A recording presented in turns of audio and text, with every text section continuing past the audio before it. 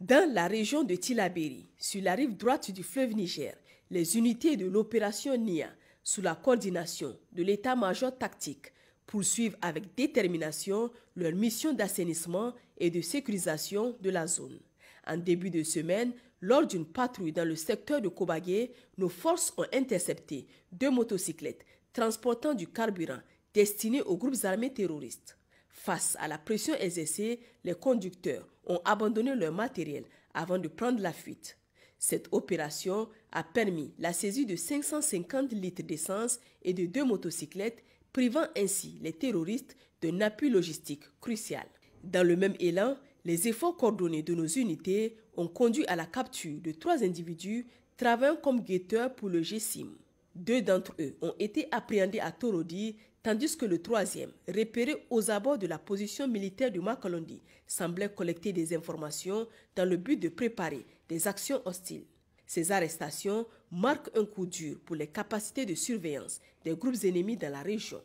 Parallèlement, une autre patrouille a détecté un engin explosif improvisé d'une forte charge sur un itinéraire fréquenté à Ouro-Dialadio. Grâce à l'intervention rapide et experte de l'équipe du génie militaire, l'engin a été balisé et détruit avec succès, éliminant ainsi une menace directe pour nos forces et les populations locales. Dans une opération complémentaire menée aux abords de Tamou, nos hommes ont tendu une embuscade à un véhicule suspect. Après son immobilisation, 2 individus ont été arrêtés. Identifiés comme des ravitailleurs de groupes armés terroristes, ils étaient en possession d'un pistolet automatique chargé, d'une somme de 550 000 francs CFA, ainsi que de divers objets compromettants.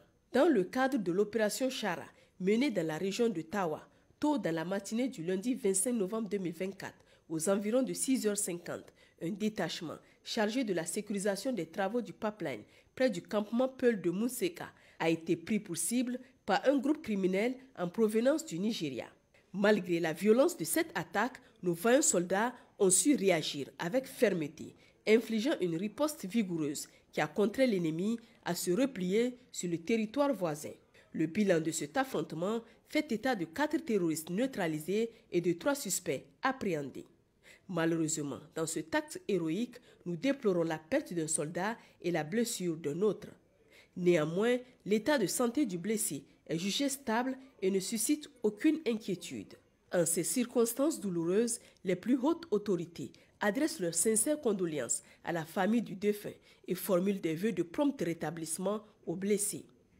Dans un autre registre, les patrouilles mixtes engagées dans l'opération Sarankassa poursuivent sans relâche leurs efforts pour lutter contre la fraude et la contrebande.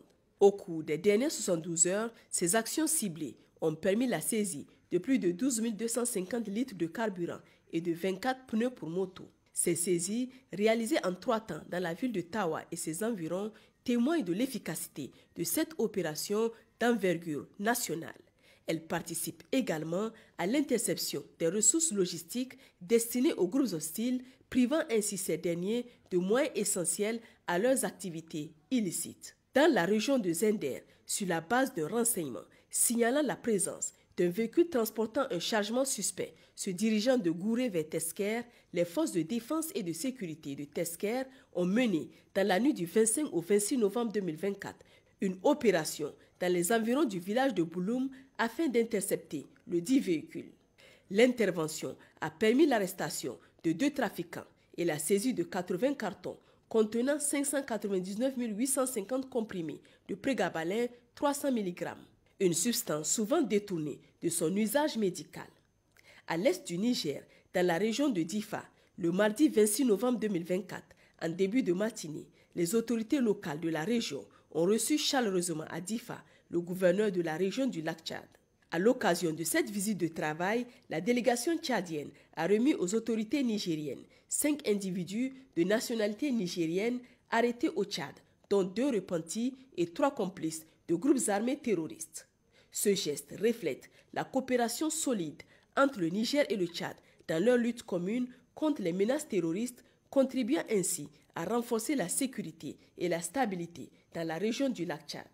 Par ailleurs, à Ngingimi, un détachement des forces de défense et de sécurité, engagé dans une patrouille de routine, a mis fin aux activités criminelles de malfaiteurs notoires. Cet individu se faisait passer pour un membre des forces de défense et de sécurité afin de rançonner des charretiers en provenance du lac. Son arrestation illustre l'engagement constant des forces nigériennes à protéger les populations vulnérables et à maintenir l'ordre. Dans le cadre de l'opération Garkuwa, menée dans les zones de défense numéro 2 et numéro 8, des efforts soutenus sont déployés pour lutter contre le trafic de stupéfiants et les activités illicites qui alimentent l'insécurité dans la région. Agadez, en raison de sa position stratégique à proximité de la Libye et de sa situation au carrefour des routes migratoires et commerciales, reste une zone particulièrement convoitée par les réseaux criminels. Le 26 novembre 2024, lors d'un contrôle de routine, les éléments de la brigade mobile d'Agadez ont procédé à une saisie exceptionnelle. 8115 bâtons de dynamite, 7580 fils détonateurs et 16 rouleaux de fils électriques. Ces explosifs, souvent destinés aux sites aurifères de Tabarakat et Djado, pourraient également être détournés pour des usages malveillants, notamment par des groupes armés hostiles opérant dans la région ou dans les pays voisins. Au-delà de la lutte contre le trafic, cette opération s'inscrit dans une stratégie globale visant à empêcher l'approvisionnement en matériel sensible qui pourrait aggraver l'instabilité régionale. Les forces engagées dans l'opération Garkuwa continuent de jouer un rôle déterminant dans la sécurisation de cette zone clé du Sahel. Le mercredi 27 novembre 2024, dans la matinée, le général de brigade Ibra Boulama Issa, gouverneur de la région d'Agadez, a présidé la cérémonie officielle de reddition et de remise d'armes des membres démobilisés du FPL et du MJRN, arrivés à Agadez la veille, mardi 26 novembre. Parmi ces démobilisés figuraient Adam Tchaki, responsable du MJRN, et Taher, vice-président du FPL. Cette double reddition a été suivie de la remise d'un important arsenal militaire ainsi que de plusieurs véhicules. Par ce acte de patriotisme, les ex-combattants ont exprimé leur engagement à contribuer à la préservation de la souveraineté nationale en parfaite harmonie avec les autorités de la transition et à participer à la construction d'un Niger pacifique, sécurisé et serein. Les plus hautes autorités du pays ont salué l'engagement de ses compatriotes qui ont répondu à l'appel de la patrie et ont invité ceux encore égarés à emprunter le chemin de la réconciliation et du salut. Chers concitoyens, les opérations de sécurisation se poursuivent à travers le pays.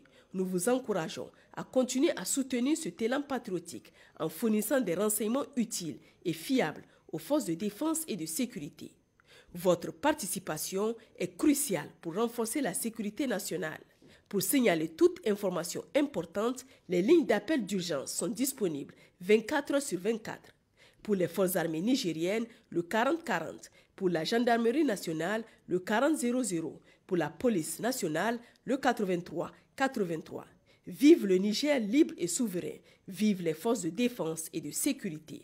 Vive les citoyens résilients et engagés.